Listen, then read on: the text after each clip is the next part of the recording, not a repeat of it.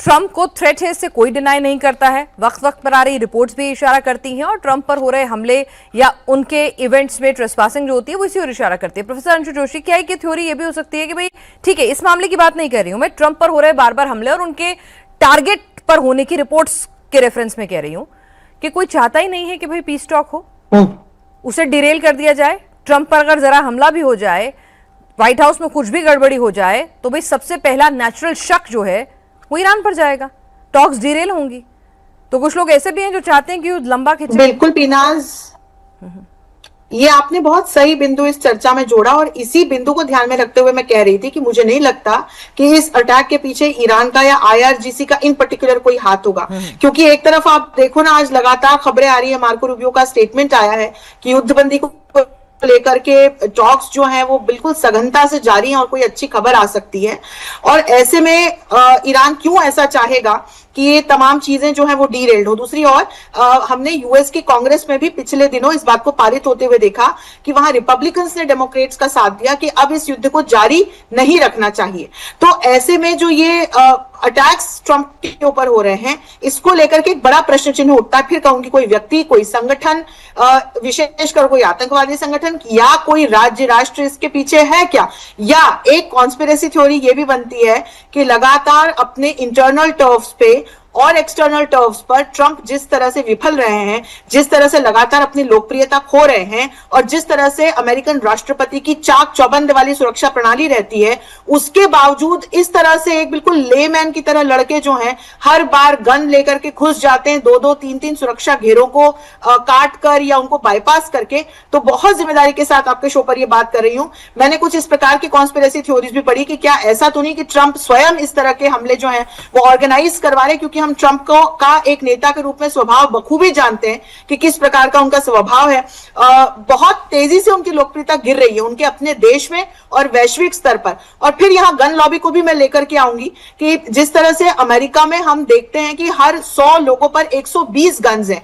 लगभग 349 मिलियन यहां की जनसंख्या है और 393 मिलियन यहां पर रजिस्टर्ड गन या आर्म्स, फायर आर्म्स यहां के लोगों के पास है। तो पिनास, जो अवेलेबिलिटी ऑफ वेपन्स है लोगों के पास, उसमें कोई संगठन या कोई और व्यक्ति, ऐसे किसी व्यक्ति को जो कि अब जैसे इस लड़के का आ रहा है कि मेंटली अनस्टेबल है, इसके पहले वाले जो लड़का था उसकी भी इस प्रकार का कुछ था कि he had an hatred, a feeling of hatred for Trump. उसके पहले आप पेंसिल्वेनिया रैली का इंसिडेंट देखो। तो बार बार इस तरह के प्रश्न भी उठ रहे हैं कि क्या ट्रंप या ट्रंप की टीम तो इस प्रकार के कोई अटैक्स ऑर्गेनाइज नहीं करा रही है, क्योंकि एक बार कान को छूकर गोली निकलती है, दूसरी बार 3 घेरे तो काट लेता है लड़का, लेकिन चौथे घेरे पे पकड़ा जाता है। रेटिंग गिरती जा रही है, महंगाई बढ़ती जा रही है, नाटो सुनता नहीं है, यूरोपियन यूनियन सुनता नहीं है, तो कुछ भी नहीं बचा है। और उसके बाद मिड टर्म इलेक्शन जिस तरह से होने हैं, तो भाई ट्रंप खुद को बचाएं तो कैसे बचाएं? आरजू, ट्रंप अकेले पड़ गए इस पूरे युद्ध में। शहबाज शरीफ साहब तो कांग्रेचुलेट करते नहीं थक रहे हैं।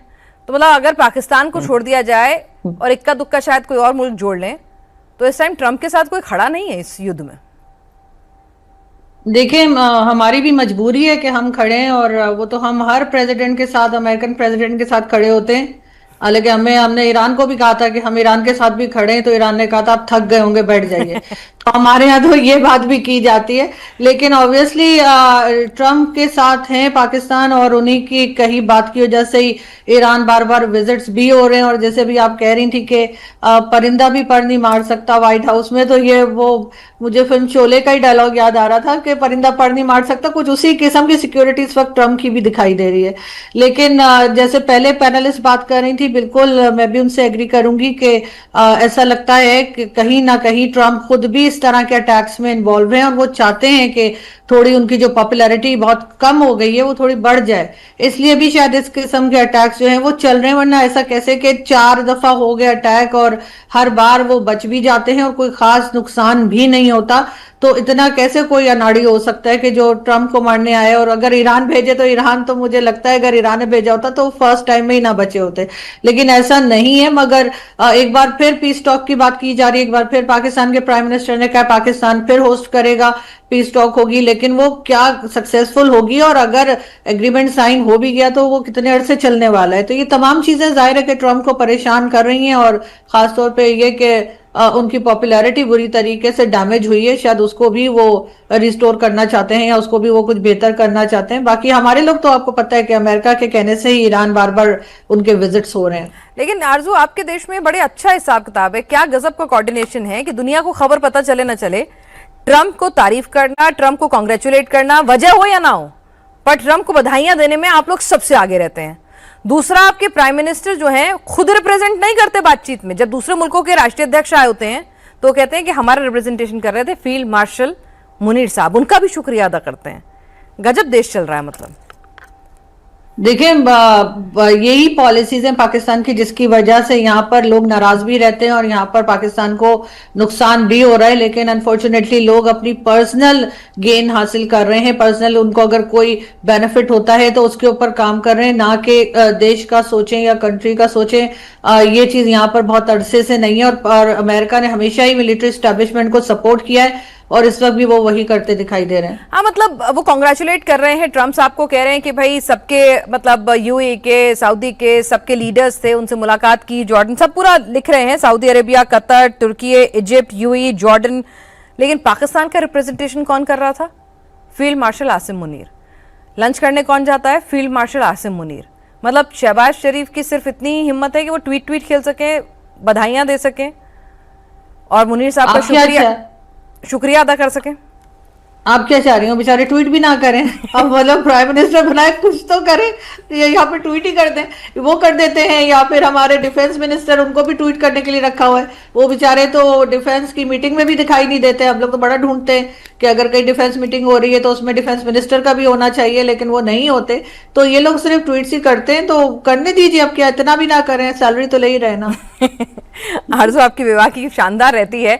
यहाँ पर प्रोफेसर अमिताभ, आप आरजू की बात से इत्तेफाक रखते हैं कि भाई जो प्रोफेसर अंशु जोशी ने और आरजू ने कहा कि भाई ये क्या खूबसूरत हमले होते हैं कि व्हाइट हाउस तक तो पहुंच जाते हैं, है ना, हिल्टन होटल के अंदर भी पहुंच जाते हैं, कान को छूकर गोली निकल जाती है, लेकिन ट्रंप को कुछ नहीं होता, हर बार ट्रंप बच जाते हैं। हाँ, नहीं, जो एक कान को छूकर जो गोली निकली थी वो बड़ा क्लोज शेप था, और जो भी देखेगा वो कहेगा कि ये कोई ऑर्गेनाइज नहीं कर सकता, ये बहुत मोटिवेटेड किलर रहा होगा।